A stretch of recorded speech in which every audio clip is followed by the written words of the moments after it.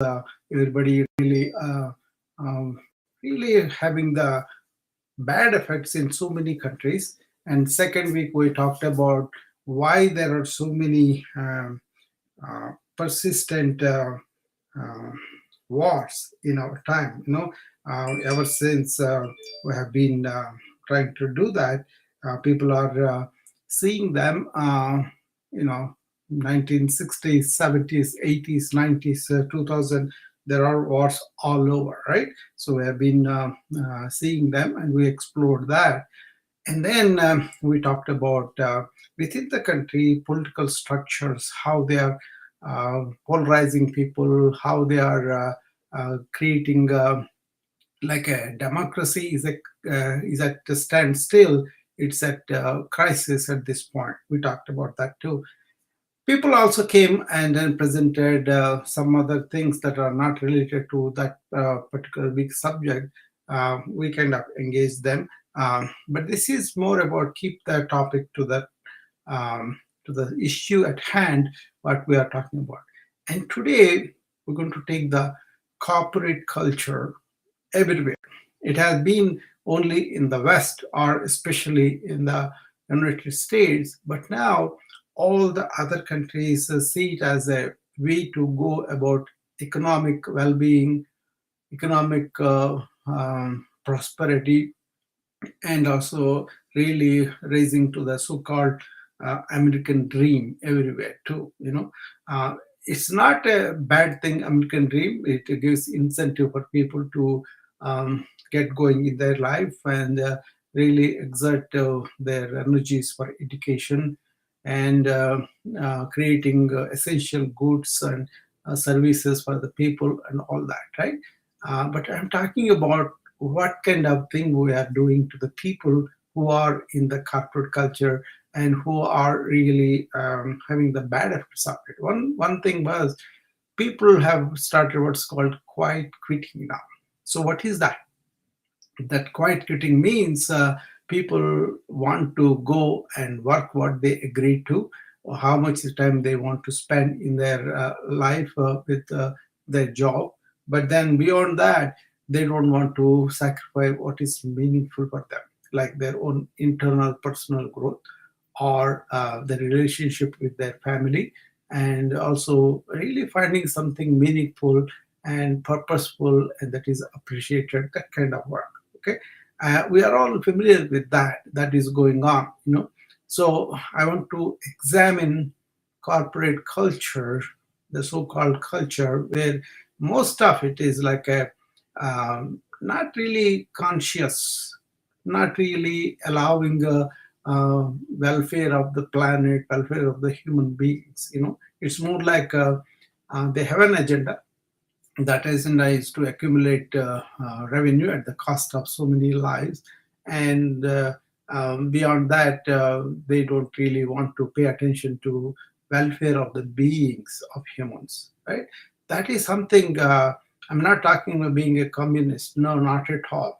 I'm talking about really empowering people in the workforce so that they can be more enhanced human beings and also more happier human beings that can contribute to the growth of that institute and the society and the country they are living in.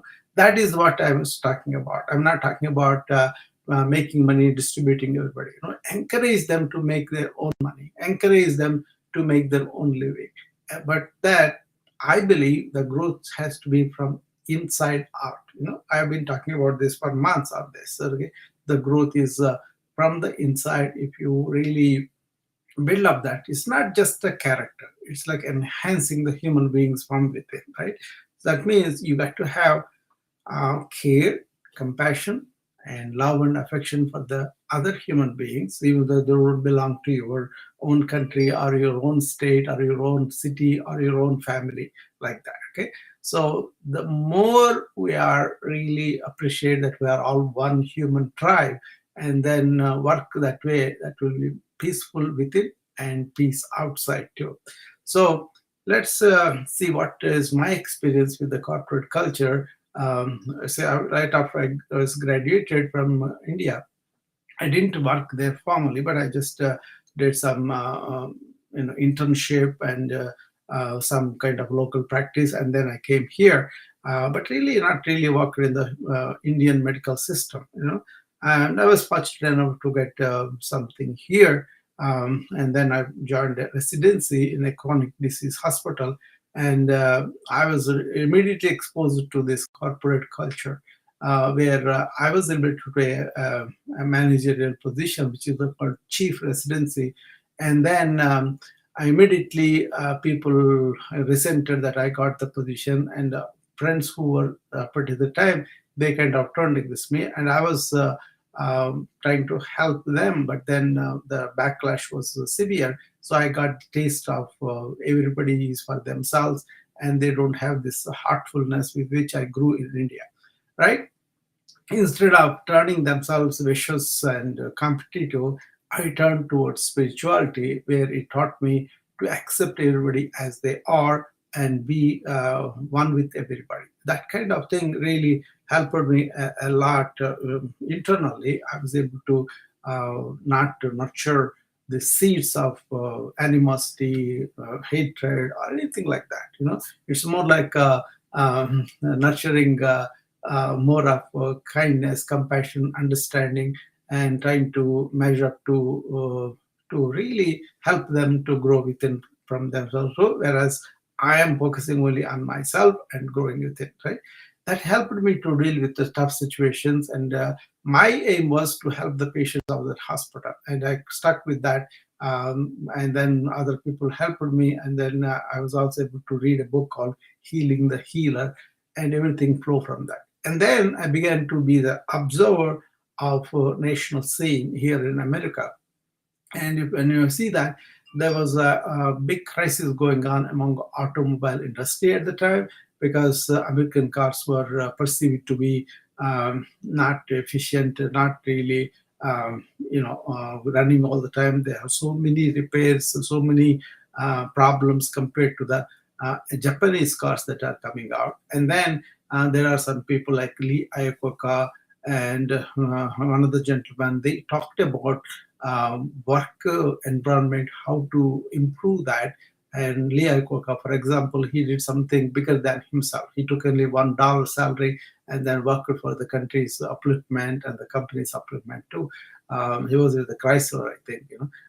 So he built up a cake hall, and then he also brought in the Japanese work culture here. Here, managers were having lunch with managers, and lower workers are having lunch with themselves. That there was a hierarchy thing going on, whereas like and other people introduced that Japanese work culture, where the supervisors have lunch with the people who they are supervising. So that kind of thing really helped the people who are working underneath them to be to feel like a family, to feel like that nurturance from the managers, and they were able to produce better. Okay, that's when it started to really observe what is this corporate culture, why it is so bossy, why it is so alienated, why it is so exploitative of the workers, why it is so much inequality. But after the Reagan election and after the 8 years of him, that gap between the haves and have-nots has have grown a lot, and then they have this culture of corporations are having all these people who go and lobby for them, and then they make a lot of money, and they don't want to part with it in the cause of upliftment of the workforce, right? Unions have been abandoned really, and we have seen that pater down to people not giving respect to the women, not giving equal pay to the women, and also not really caring for the how the worker feels, how the worker is revolving with him, right? That means there was no attention of being, but more doing, right? Doing all the time, but no attention of the being. I, for one, felt very early that is very important. So I stuck to my guns. I went into yoga, I went into philosophy, I went into spirituality talks, and I listened to J. Krishnamurti, I listened to Ramana Maharshi, I listened to other people that were focusing on you can be happy without all these things only if you find out yourself who you are. That is the Eastern thought of Advaita, that is oneness of everybody. Advaita means only one, right? There's no second, right?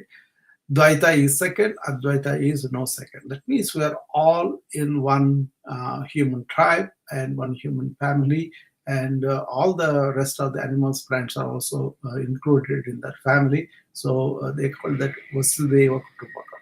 And the approach changed completely from looking at other people as competitors, as a coexister, or as somebody who is cooperative, who is worked with us in a harmonious way, right? At least we have that perspective. Other people don't have it. At least I could do that on my own. So I began to implement those principles, and then saw the corporate culture is really mean and separative, and also uses people like a cog in the wheel, But then when you look at the education, trainings, and all the things that happen during the work, then it was very apparent that they don't care about the being as much as they care about making use of you for their own revenue needs. Even in the hospitals that happened quite a bit.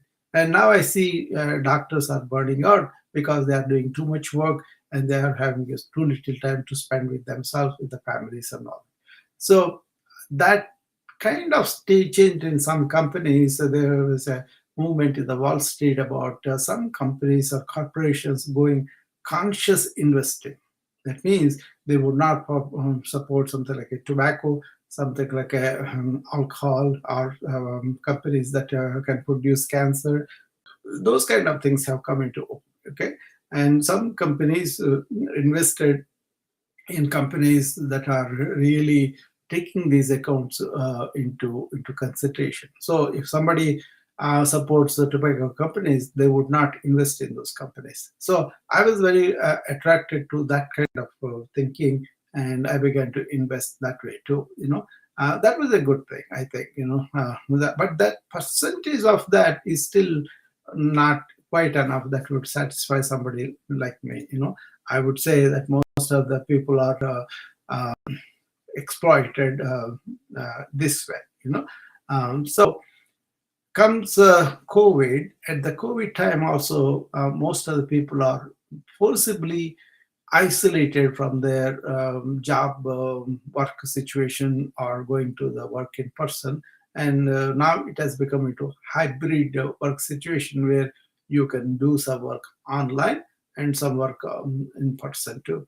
But a lot of people realize that they had something discovery like in their life.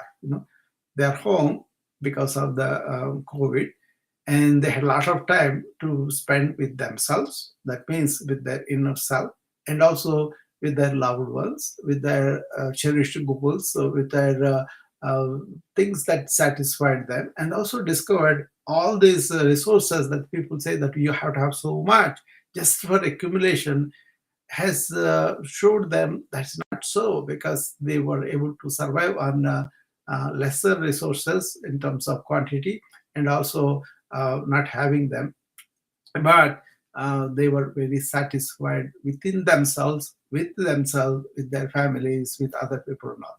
So this quiet quitting finally came around, and millions of people resigned from their jobs, or cut down their work hours, or really restrict themselves to only what they are supposed to do, and but not go with the hustling, and really working with a lot of passion and enthusiasm at the cost of their own health or their family's health, and that kind of thing, right? So that has become a big deal for a lot of people, and this phenomenon is still going on as we speak now. Quite quitting, okay, many of them. So in this context, if you bring in how productivity was in ancient times, how people worked, with what attitude and that kind of thing. So I just did a room on action yesterday. There is a action to be done. You, if you are alive and you are doing it, it's better to act. That was the ancient principle, not to be lazy, not to be inaction, right? Also, when you act, how can you spiritualize that action? If you act with a desire, that was okay, but still not spiritual in that sense. But if you act without any selfishness, but contributing to the rest of the family or rest of the human tribe or the world, in a way of welfare of the world, that is appreciated, and also that considered as a spiritual way of liberating yourself from the bondage of fruits of the work, right? And also, if you can see that this is all the creation of the God, and whatever you are serving is like you are seeing the God in that and then worshiping it. So your work becomes the worship of your God, or whatever personal God or whatever religious God you have. And those are the two attitudes I thought that were very striking. So working for the welfare of the world, when you are satisfied with yourself and found your treasures within, not outside, like you are content, you are happy, and you are really free of the greed, the jealousy, or need for more accumulation, all that. So there is something about ancients. They lived very simply, with a minimal resources from the earth, whereas they kind of really uh, had a inner rich life. Okay, and that is what attracted me. And then I always said simple living outward and higher thinking, we used to say, but now we say higher consciousness, right? If you have that inward, and you feel more like enriched, and you are more satisfied with yourself, and having satisfaction within yourself, having fulfillment within yourself, you don't have to go outward for the fulfillment. You will do them, but you will do them with vigor, with enthusiasm, but not for the fulfillment, not for the contentment that you think you may have. It may come for a while, but it will go away. Like, for example, I was listening to a person who lived in Hollywood first in the West, and then he lived in New York, right? And also he lived in Boston. So he was talking about these three as I lived for the pleasure in the uh, pleasure center, right? Hollywood, and I lived for the money in Wall Street, and I lived for the intellectual achievement in Boston. But all these things are limited in their happiness. The moment I choose, they go away, or even if they give some happiness, that's temporary. And when he embarked on the internal investigation of who he is, that is the self inquiry, then he was much more satisfied, much more contented, happy, and peaceful with it. That's what I think we should really understand and adopt that with twice a day, calming the mind, emptying the mind, and getting in touch with what is happening within us. Understand the impulses, understand the instinctives, understand the ingrained thoughts, understanding the habits, tendencies that we build up over the lifetime, and then understand human being is not just external accumulation of things or external pressures, but understanding that we are beyond that body and mind and internal adjust and all that. We have the ability to have an intelligence to elevate ourselves from that kind of thinking to something like a deeper consciousness, right? So that was their solution, and then they had a very good life because of that.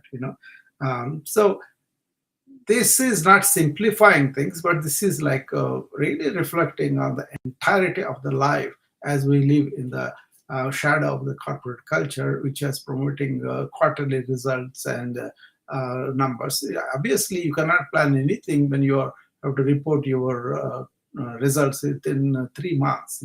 So a lot of lobbying, a lot of political pressures are there. So we can understand what the corporate management is trying to. But if they can get the same productivity by really spending some time on people's beings, people's internal nature, people's empowerment, or really nurturing them, I think that would be wonderful. So one of the things I will bring it here. There was a secretary in the United States government, and he was doing something like energy or something, and then he ended his tenure. The presidency was over normally, and then he went into the private to work, right? And there was this Alcoa Aluminum Company of America, and he went and got a job of CEO there. They all thought, what does this guy know about aluminum? How can he do any job and things like. What is the first thing he did was he said employee safety in the entire company. He wanted to encourage people to be safe, and company is paying attention to that. And so people thought he's not going to go anywhere. But then that attention of paying attention to the safety of the employees really made employees feel like they are important, and feel like they were looked after, and they were really happy with that kind of association, right? So there is a tremendous energy release, and then they went into work for the company in a much more voluntary. Um, uh, Basically, the energy is unleashed, and the productivity is so much they went into profit of the first year.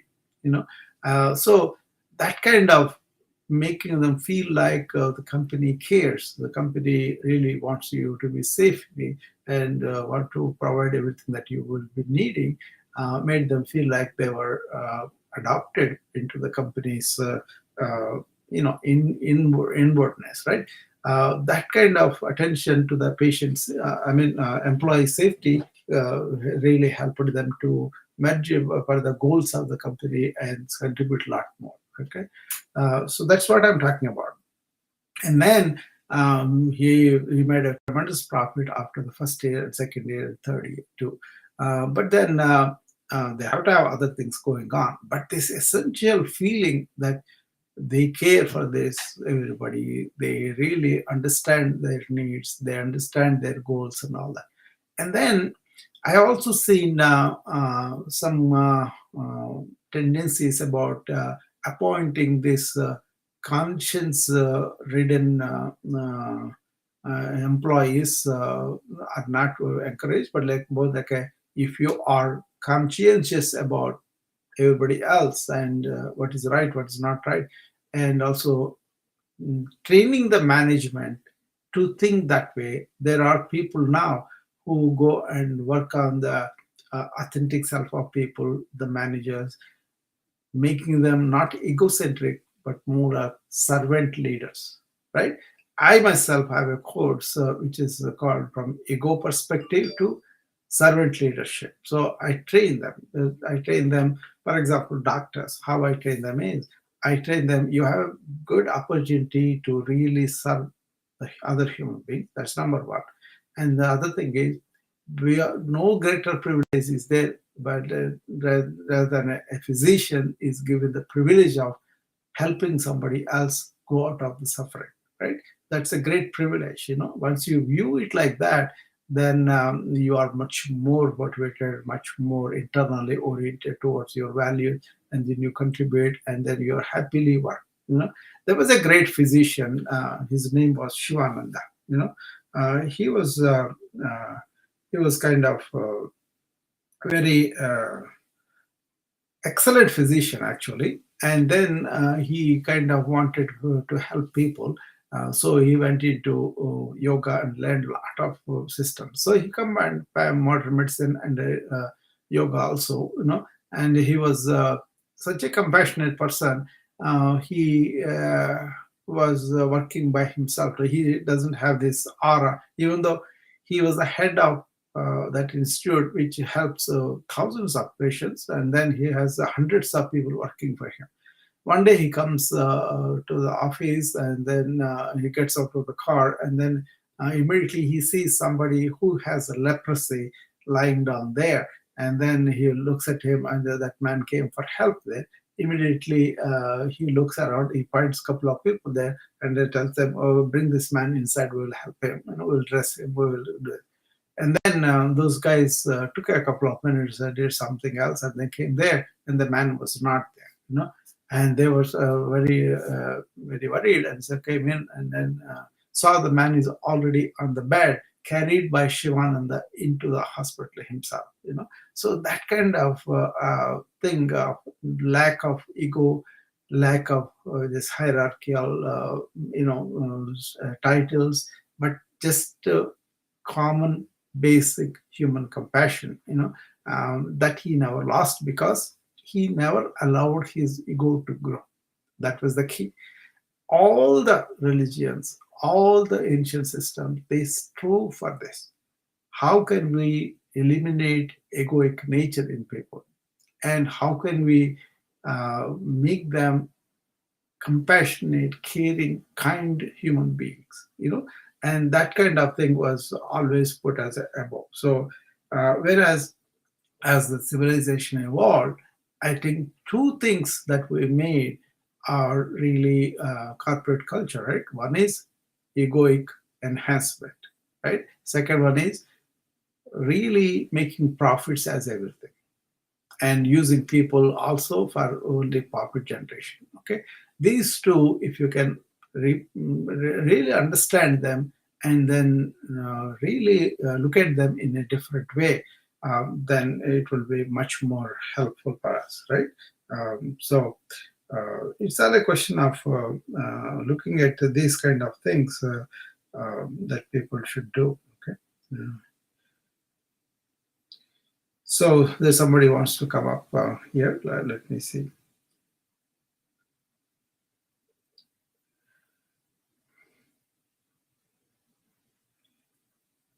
Hi there. Hi, doctor. How are you? I am good. How are you? I'm fine, man. And thank you. You're all the best for your new book. Yeah. So, is it already out or? No, it is being written. I will stay till a few more months, but I'm just introducing what I intend to say in the book. Yes, Have you been listening what I was saying here on the corporate culture? I just heard the last part. I missed Okay. the initial part. Yes, you were mentioning something about about the culture and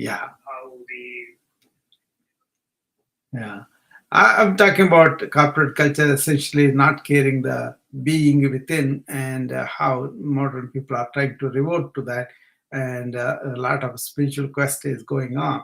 So I was to present what happened in the ancient times, how we can look at them in a different way and adopt them. What do you think? What is your impression on corporate culture? Yes. So what I gather is that this whole idea of capitalism, that people should be rewarded and that people should get something in return. Yeah. This whole concept is so attractive and so like it's so convincing. But then I also find that it's so untrue or not so true. It is really confusing as well, because how much return shall I get on who will give me that return? When will I get that return? When should I get that return? And is it really that what I'm doing is for return, or is it that something I'm getting rewarded internally for just the sake of the experience? Is it we are doing things for the experience, or we are doing things for the reward? So these are some basic questions which I talked about this earlier. I suggest that you go back to the talk and listen. But then this is the thing: duty for the sake of duty was as a value really elevated in the ancient times. So, so people who are leaders, they kind of understood their own internal others, internal selfishness and all that, and they were able to put that aside for the welfare of the others and the society. They were examples, right? So they were not like a, I need to have so much money because I'm insecure. I need to have so much power, otherwise I will not survive. That was not there. So people who are liberated from their own internal limitations, they become better leaders. And that was a model. They put it in the education system. Like, for example, a prince is born, and at the age of 5 or so, he was given to the teacher who is living in the forest, away from, cut off from everybody.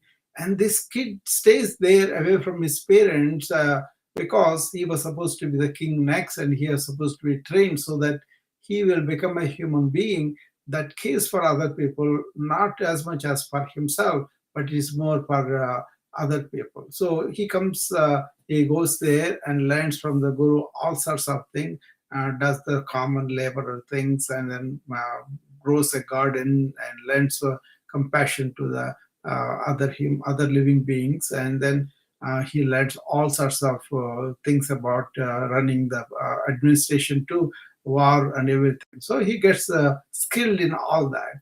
But he's always said that you are a prince, you are going to be king, and your job is to take care of your people, not put your selfish needs above.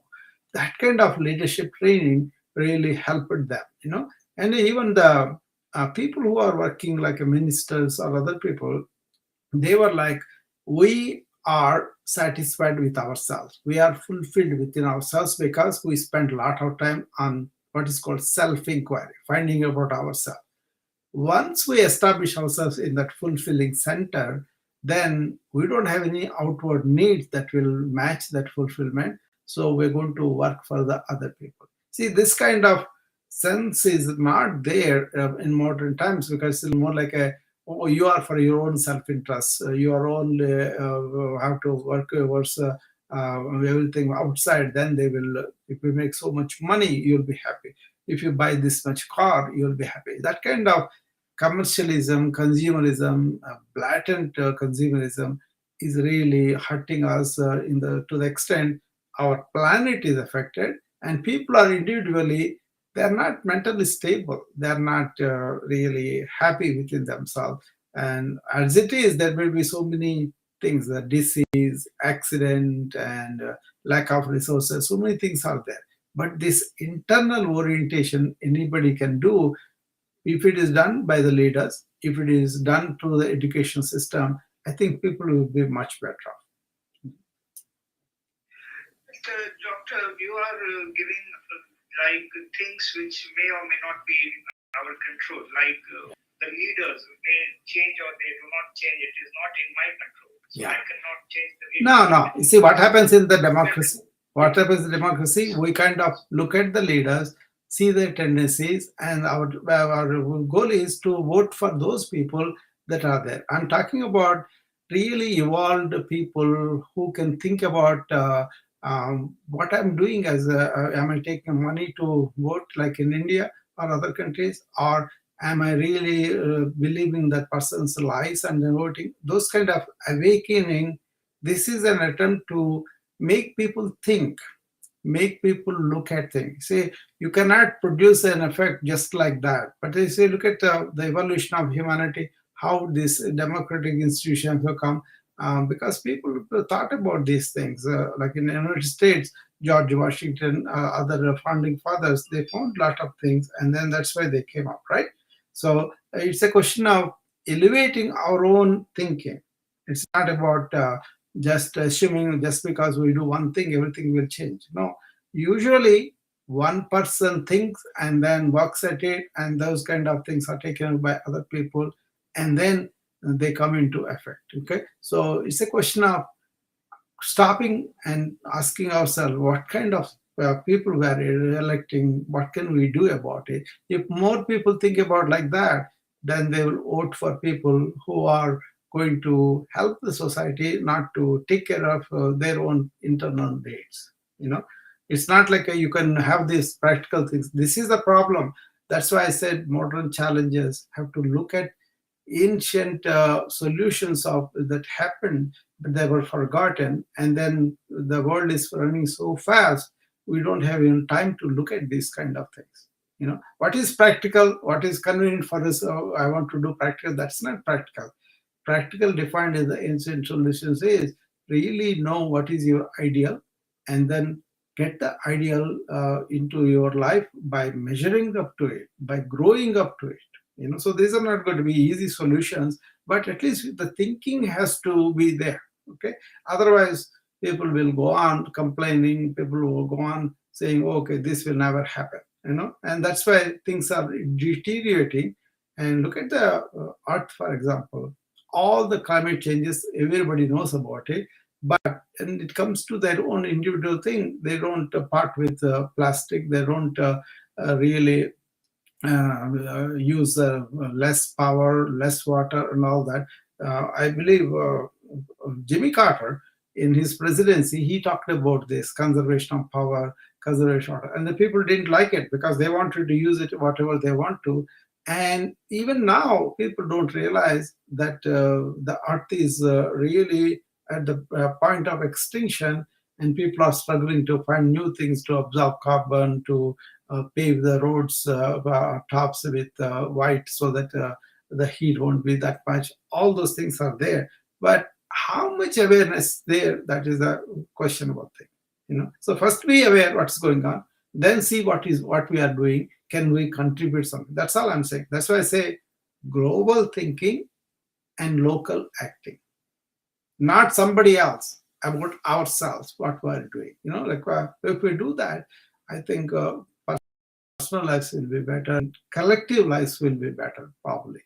So that's why there's an attempt to bring to this book a lot of things people may already know, but it's written for those people who are not awake to these facts, and then also not knowing what is the real ancient cultures were, what are the solutions that can be directed from, and where can we find them. That's the aim of this book.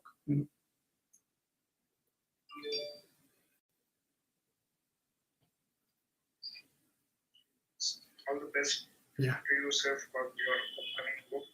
Yeah. And yeah, it's a really challenging topic, and it's a huge Yeah. Scope.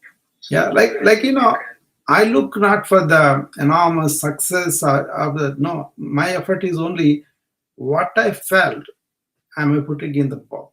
Whether somebody reads it or somebody uh, gives a lot of sales for it, that doesn't matter to me. What matters to me is what I felt in my mind, am I conveying to the world and leave it there? And it will catch somebody. That's all I'm doing. So I'm not really concerned about the excellent success of so many people. I'm not at all worried about it.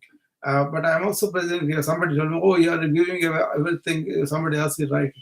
I don't care. Even if somebody cares, writes is also, and then some people really gets benefit from that. That's fine.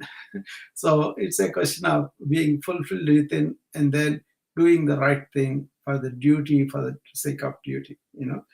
Anyway, thank you for coming up and participating with me.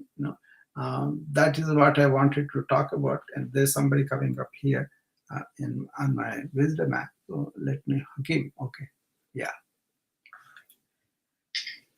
Thank you. So thank you for inviting me.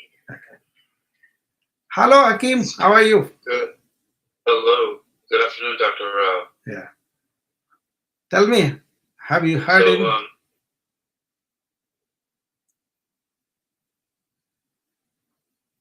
Go ahead, Hakim. What's the question? Oh, the question is corporate culture. Okay. Yeah. Oh, yes. I heard you speaking about corporate culture. Yeah. And and it is in this context that you're addressing modern challenges with ancient solutions, yes? Yes. Okay.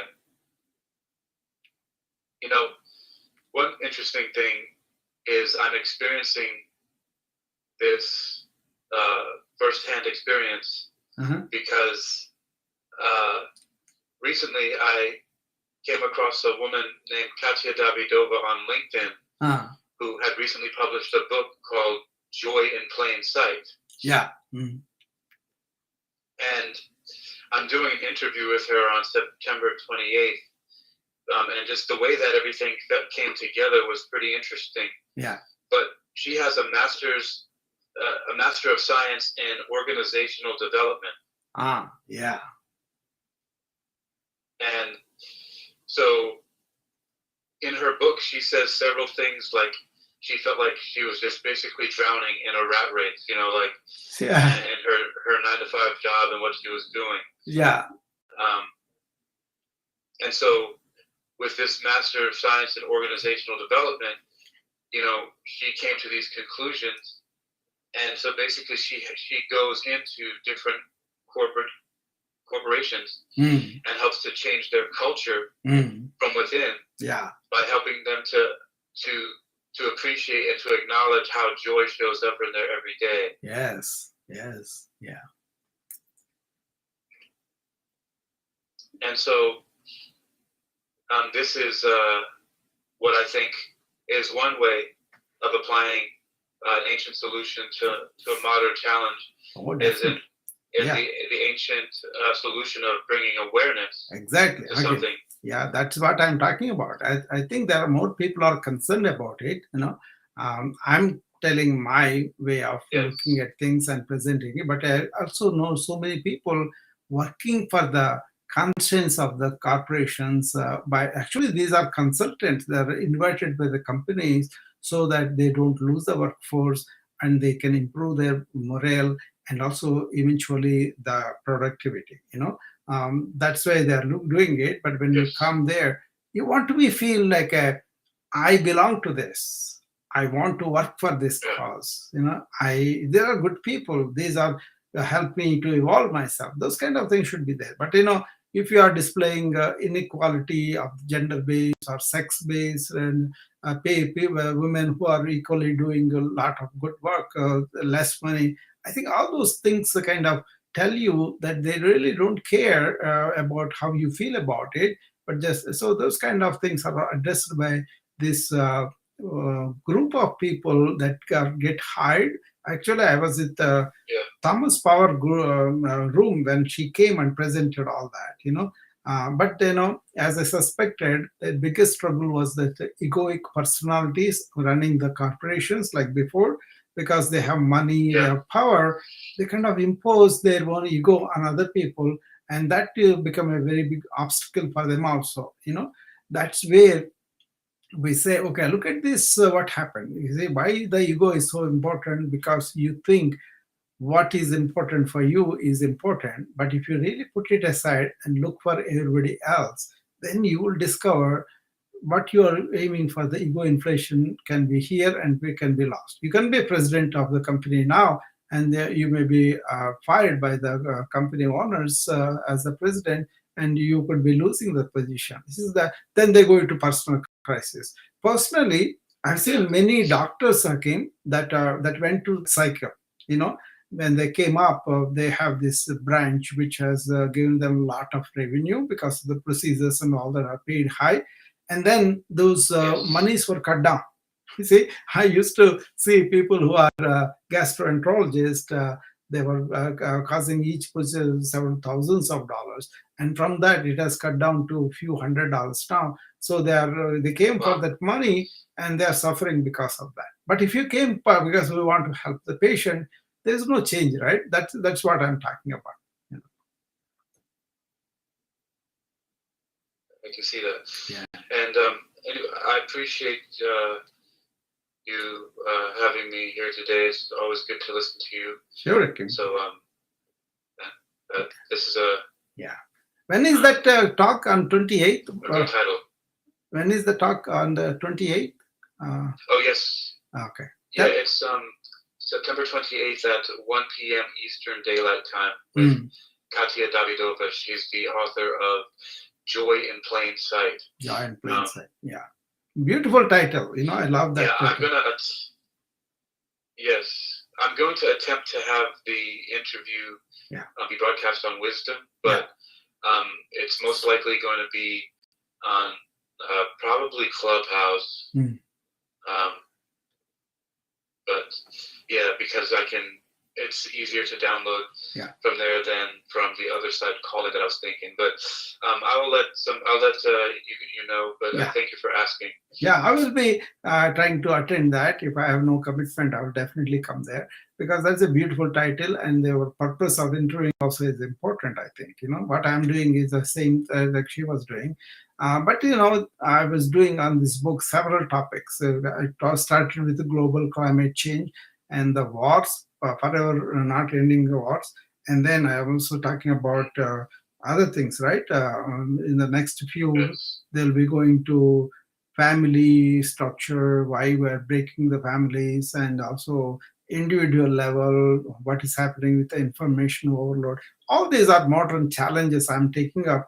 I do talk to about these things, different avenues according to this. And sometimes they say I'm lecturing them, so I have to limit my answers to the topic. But then, if you ask me a profound question, it will take some time, right?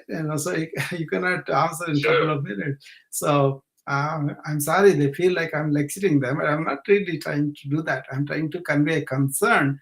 See, I have seen a lot of suffering how came all over in a clinic, in outside, everywhere. And also, I kind of studied ancient wisdom where they address for the very same reason that we are doing that.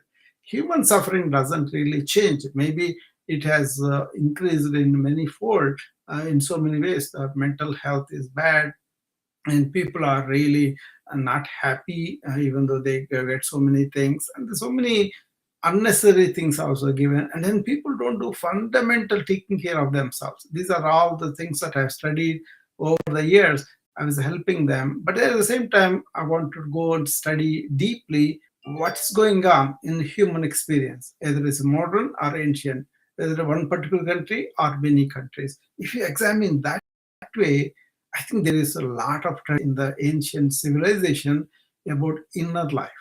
You see, outward life, technology and all those things, the sciences are good and we're doing it. But we are neglecting the scientific way of exploration of inside, which was already there. That's all I'm bringing it to. Of course, not in a. I'm not like act like only one particular country or one particular religion. I think this is human experience. Don't you think so? Yeah, I do. I do believe that it's, or actually think also that it's. Yeah. I agree. Yeah. So that that joy is something that she's talking about is really, it can be there because I have an actor friend. He was telling me about his father, who worked in a company that does these dramas and plays, right? So it's a theater company, right? So he was working very hard. He was loved by everybody, but he was never made the top of the theater, even though he deserved it, because they took him for granted. But his attitude is never changed. He did not change just because he did not get he became a political victim among the, everywhere there are politics, right? And they would not give him, but they use him for all sorts of things. But the way he kind of responded to that by contributing to the theater more, and by having a really joyful experience of working there, he generated himself, and that was very illustrative. And he is the one, somebody who really understood the ancient wisdom and wanted to apply that in his life. So basically, they did one thing. What they did was they found the happiness within themselves that was not dependent on external recognition or achievements and all that. And that is the liberation he had. So he was able to appreciate his art, and is contributing to the development of the theater and development of other artists and all. Even the people who discriminated him, he helped them. I thought that was beautiful that he was able to do that. Just like he lived in the early part of this century, and he kind of passed away 20 years ago. But that actor told me about it. But what the thing is, that actor is not doing the same thing like his father did. His father did not have any ego. He did not feel like I'm hurt, I'm not recognized, none of it. He said, I'm going to stay in my joy of working for this theater and providing help whoever I can do, and that itself is my joy. That's why that title she said about joy, that really fits in that very well. Right. Hey, Dr. Ra, I have a question. Yeah. You had a caller on before me, but he wasn't from Wisdom. Where else are you He was broadcasting? in Clubhouse. He was on Clubhouse. I usually open Okay, gotcha. several things together because my time is premium. Usually, I would like to do. Yes, sir. Yeah, so I kind of try to be economical, but usually it doesn't disturb because I won't invite both people at the same time. I would make other people mute, Yeah. and then a lot of people, they come up and they speak for a few minutes, and then after they go. Somehow, as I said, they say I'm lecturing at people, but it is not the intention. Convey my thoughts, I go to other people's room, but other people don't come to my room that quickly, because they want me to speak their level, their understanding. That's fine, but I'm here to make a point and also listen to the people. Whoever comes up and talks, I appreciate them. But if they don't come also, that's okay. Yes. Right. Well, it's great hearing you, and the title of the book, yeah, Modern Challenges, Ancient Solutions. I mean, that speaks for itself. Yeah. I think that title right there, people just look deeply into that and find a lot. And like I said, my example was just one of awareness. Yeah, exactly. Exactly. And the joy in plain sight is all about just being aware of how joy shows up in your everyday. Exactly. It's there already, but we just have to get out of its way and it will come up. I'm going to talk more about these topics. I think 4 more weeks are scheduled for different topics, and then there will be the chapters in the book. So fantastic. Yeah. So thank you for hearing me today. Yeah. Thanks for coming up, Hakim. I'm going to be trying to make to that room, listen to that interview. Okay. So that was Hakim, and he had a wonderful interview coming up. It sounds wonderful. It will be the title is very good too, and the topic is all the same as what I'm talking about here.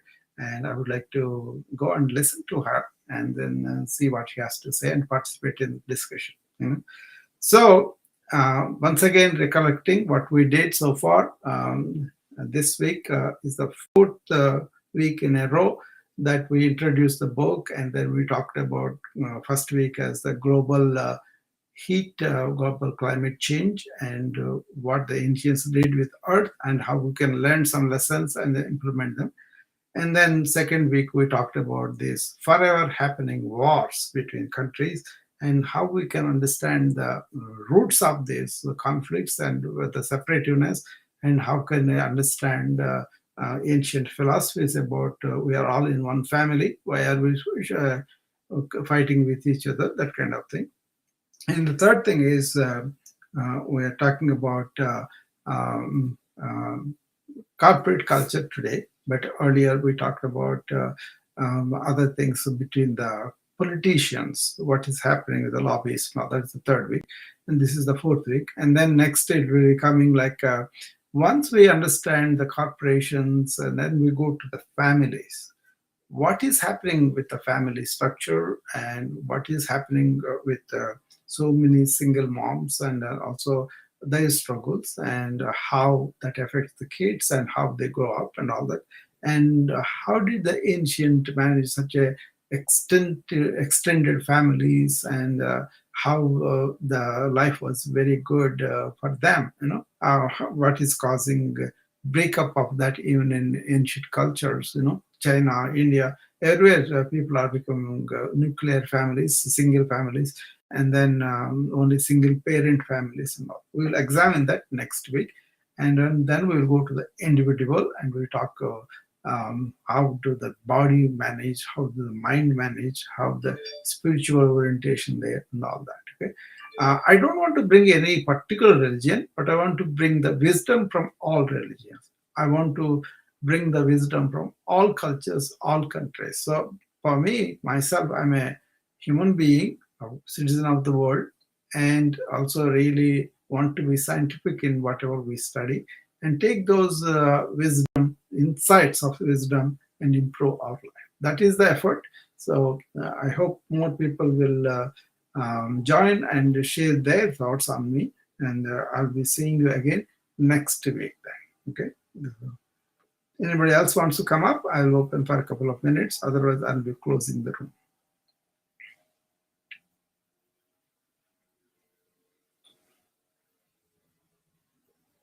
Okay. I'll be seeing you next week then. Bye.